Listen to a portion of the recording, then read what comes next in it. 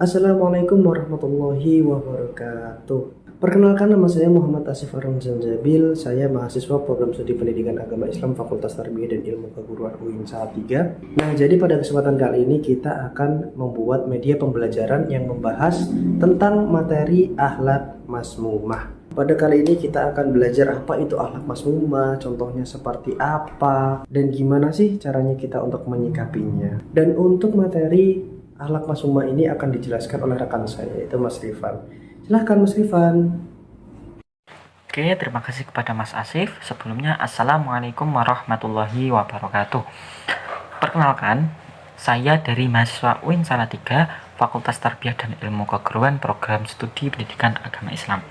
Pada kesempatan kali ini, saya akan menjelaskan sedikit tentang apa itu akhlakul masmumah.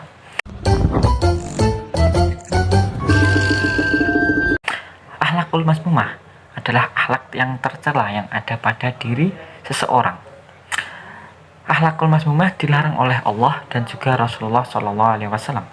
Akhlakul masmumah mencakup berbagai tindakan yang dianggap buruk seperti hidup kotor, berbicara kasar, sombong, malas, durhaka, khianat, iri, dengki, dan juga masih banyak lagi akhlakul masmumah yang lainnya.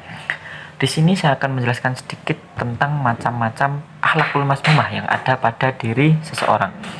Yang pertama yaitu penyakit hati akibat perasaan iri.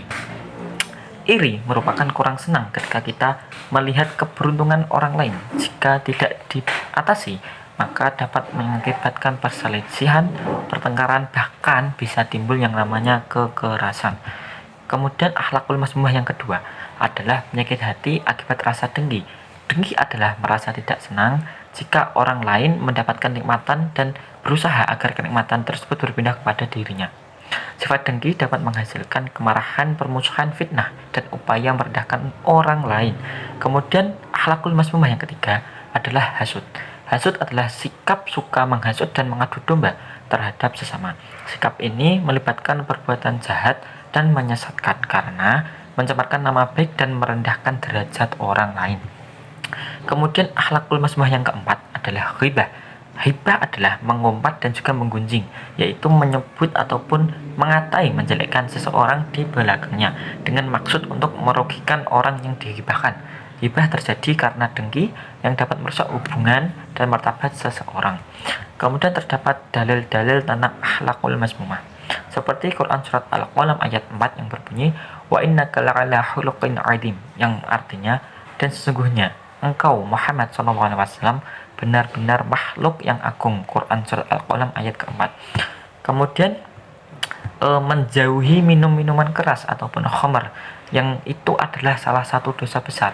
Itu adalah cara kita untuk menghindari akhlakul masmumah. Seperti suatu dalil yang berbunyi, suatu hadis yang berbunyi, qala Rasulullah sallallahu alaihi wasallam, al-khamru umul khaba'isi wa man syarabaha lam yaqbalillahu minhu salata arba'ina yauman fa immata wahya fi batnihi mata maitata wa jahiliyah. Artinya, Nabi Muhammad bersabda, khamar adalah induknya keburukan. Siapa saja yang meminumnya, maka Allah Subhanahu wa taala tidak akan menerima salatnya selama 40 hari.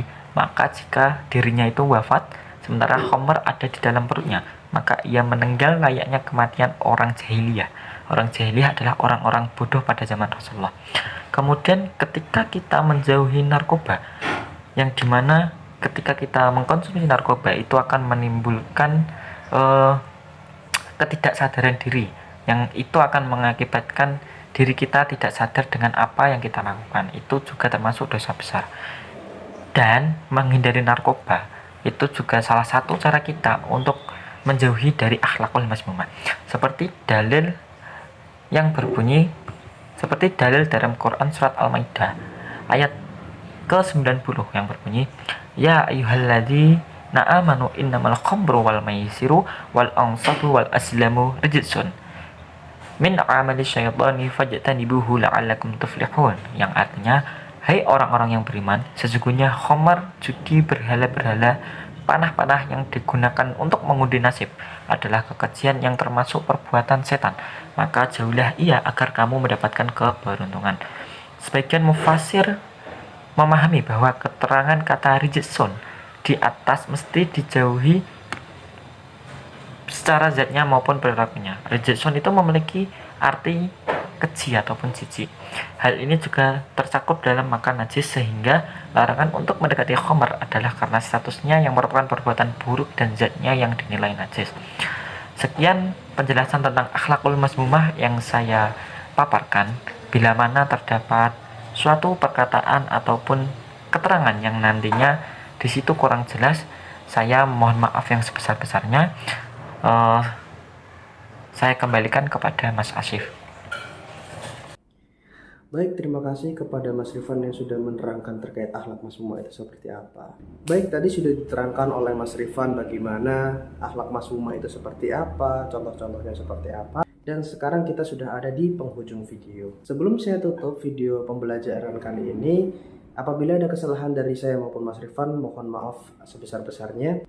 Terima kasih kepada kalian yang sudah menonton video ini sampai akhir, dan semoga bermanfaat untuk kita semuanya. Akhirul kalam, wallahu muwaffiq ila aqwamit thoriq. Wassalamualaikum warahmatullahi wabarakatuh. Terima kasih.